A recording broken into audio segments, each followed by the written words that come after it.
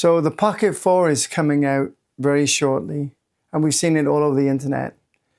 But before you rush out and buy it, I'd say hold up and don't buy it just yet, because you could be wasting a lot of money. And a new camera doesn't always fix what you expect.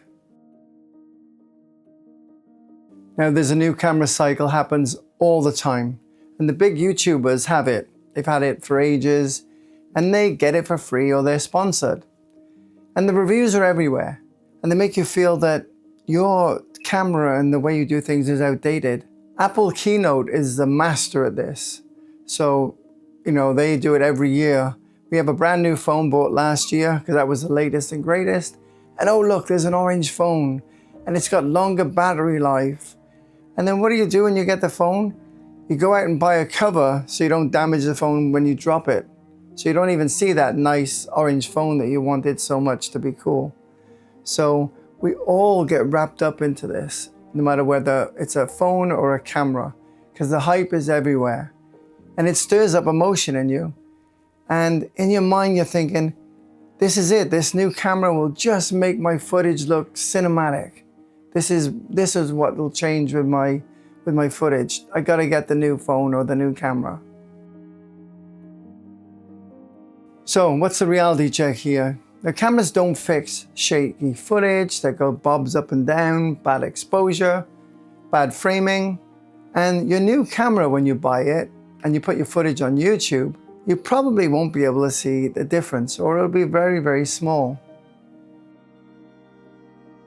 So what's the real reason you're not happy with your footage? Does it feel flat, or do the colors look bad? You just can't get that cinematic look when you're comparing it to other creators that you watch on YouTube.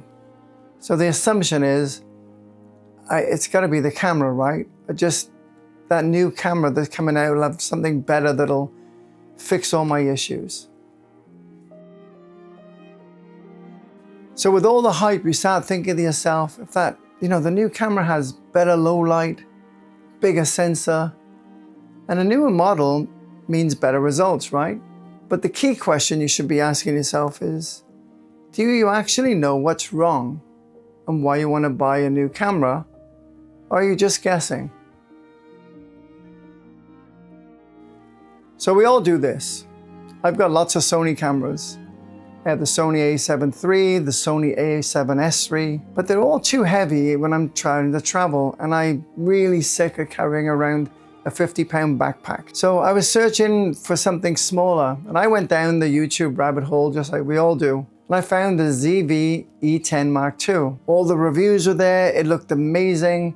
It's a much smaller and lighter body, and it's about $1,200. And I thought, that's great. I have a Sony image, but with much lighter camera when I'm traveling. But then I needed more lenses and other gadgets, a cage to go around it, and I ended up spending $3,000 or $4,000. But then after that, I started to realize that it doesn't have IBIS. So maybe I should have bought the ZV E1, which is a full frame camera and has IBIS, but it's like $3,000 instead of the $1,200 for the ZV E10 Mark II. Now the issue with all of this is I've never used it. It's sitting over here behind me, and I have all intention of using it, but I got caught up in the hype and all the YouTube reviews, and everybody said it was amazing, and now some other camera's amazing and the best one to buy for 2026 or whatever. So I did just the same thing as I'm talking about now, and we all get wrapped up in it. So that's why I'm saying, hold up.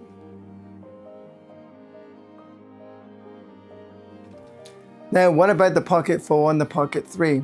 Well, the Pocket 3 Creative Combo was about $1,000 a few months ago. But if you look it up now, it's about $550. The same camera, same quality, nothing's changed. The only thing that's changed is the Pocket 4 hype that's everywhere all over the internet. So just pause and ask yourself, what don't you like about your footage? Is it the colors don't look cinematic, or they're too bright and gaudy? Is the exposure bad, or do you have bad movement, shaky footage, and up and down bobbing when you're moving with the camera? Or is the composition wrong, where you never seem to get that that one shot that looks amazing. And fixing these things are actually what changes the results, not buying a new camera. Now, the good thing about the Pocket 4 release is that the Pocket 3 gets cheaper.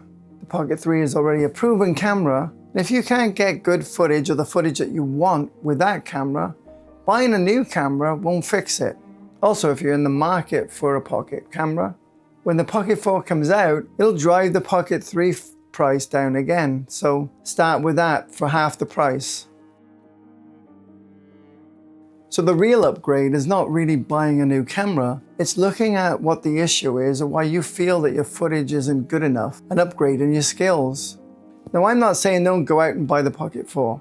I'm just saying don't rush out and get it for reasons you don't understand why you're doing it, other than it's the latest and the greatest. Figure out what you actually don't like about your footage, and then try to think about what it is and find ways to fix that. Is it your color grading? Then watch YouTube on color grading to try to get that better before you waste a lot of money on a camera that doesn't really improve much. So you're gonna get something like the Pocket 4, which might have 6K. That's great. Have you thought about that? Your PC or Mac can't run the 6th grade footage that is suddenly so great that everybody's gonna give you. Versus something like H.265, which gives you great looking images with a much reduced file size. So just think about things like this. All right, that's it from me. If you do wanna learn a lot more about your Pocket 3, we have a masterclass, which is about 58 lessons on everything from opening it up to every setting and real life scenarios on how to use it. All right, and the link's in the description. Now, if you want to learn a little bit more about your Pocket 3, check out the video right over here. I'll see you in the next one.